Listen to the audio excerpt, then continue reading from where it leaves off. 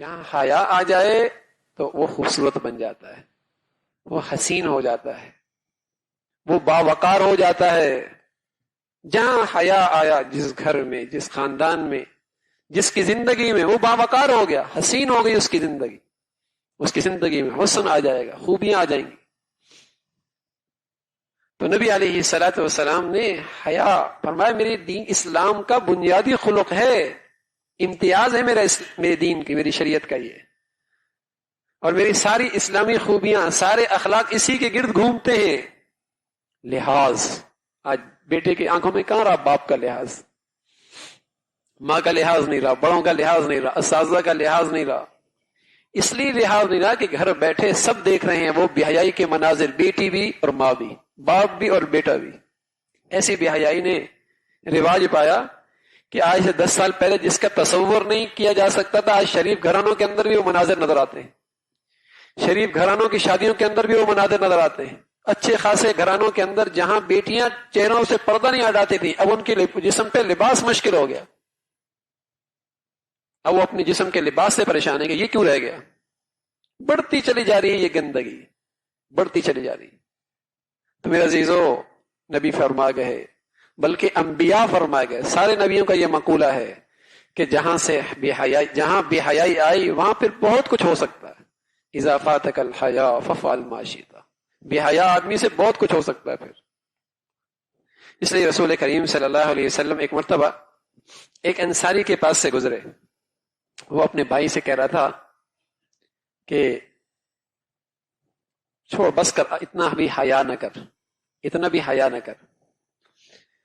تو حضور علیہ الصلوۃ والسلام نے اس سے کہا کہ میاں تم اس کو یہ نصیحت نہ کرو کہ حیا نہ کرے، اس لیے کہ تم اسے ملامت کر رہے ہو اس کے شرم و حیا پر، بھائی کو اسی حال میں چھوڑ دو، اس لیے کہ یہ حال تو بڑا مبارک ہے۔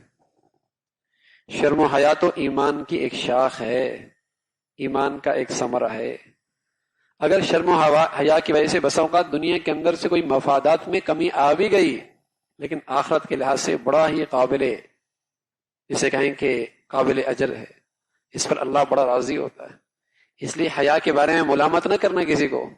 بس اوقات لوگ سمجھاتے ہیں ارے اتنا بھی شرم و حیا نہیں ہونا چاہیے، یہ کیا کزن سے بھی شرم و حیا کر رہی ہے، یہ کیا کر رہی ہے، کالج میں ہر ایک سے الگ ہو کے بیٹھی ہے، الگ ہو کے بیٹھا ہے۔ یار گھل مل کے رہو، دنیا ہے۔ ہاں، یعنی بڑے خیر خائی میں سمجھانے والے بیٹھتے ہیں، یار اتنا بھی نہیں، کیا نظر ہی نہ اٹھاؤ تم۔ یعنی کیسی غیرت ختم ہو گئی اور کیسے دیوس پنا آ گیا کہ باپ اپنی بیٹی جوان کو لے کے جاتا ہے اور دوسروں سے مسافہ کرواتا ہے۔ یعنی دیوسیت کی حد ہے نا۔ اور تو حیا کی چادر اوڑے تو مرد کہتا ہے یہ کیا، باہر نکلو، میں نے دوستوں کے پاس جانا ہے، تم نے وہاں اس حال میں جانا ہے۔ یعنی حد ہو گئی اندر سے حیا کی رخصت ہونے کی، لیکن اسے عیب بھی نہیں سمجھا جا رہا، کمال سمجھا جا رہا ہے۔ کیوں؟ اس لیے کہ اس گندی تہذیب نے برائی کو کمال بنا کے پیش کر دیا، بے حیائی کو ثقافت کا رنگ دے دیا، اور ریانیت کو جسے کہیں کہ ترقی یافتہ سمجھا کے دلوں میں ڈال دی، یہ بڑا ترقی یافتہ ہے۔ یعنی جس کے گھر میں جتنا جسم پہ لباس کم ہے اتنا ترقی یافتہ، ہاں، اور جس کے گھر میں جتنی عریانیت بڑھ گئی اتنا روشن خیال۔ انا للہ و انا الیہ راجعون۔ رسول کریم صلی اللہ علیہ وسلم فرما رہا ہے حیا بڑی دولت ہے، الحیاء من الایمان والایمان فی الجنہ والبذاء من الجفاء والجفاء فی النار۔ حیا ایمان کی شاخ ہے اور ایمان کا ثمرہ ہے، ایمان کی جگہ جنت ہے، اور بے حیائی بے شرمی بدکاری سے ہے، اور بدکاری والے جہنم میں جائیں گے۔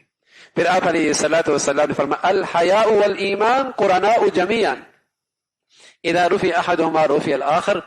حیا اور ایمان دونوں جوڑ میں ہیں، حیا اور ایمان دونوں جوڑ میں ہیں، جہاں سے ایک رخصت ہوگا وہاں سے دوسرا بھی رخصت ہو جائے گا، چاہے وہ جمعے کی نماز پڑھنے والا ہو، چاہے وہ عید کی نماز پڑھنے والا ہو، چاہے وہ بازار مسجد میں اس کی کچھ دینداری نظر آ رہی ہو، لیکن سچ کہہ رہا ہوں اگر حیا نہیں تو میرا نبی کہے گا جہاں سے حیا رخصت وہاں سے ایمان رخصت، اس لیے کہ جہاں ایمان ہوگا وہاں حیا ضرور ہوگا، دونوں ساتھ ساتھ چلتے۔ الحیاء والایمان قرناء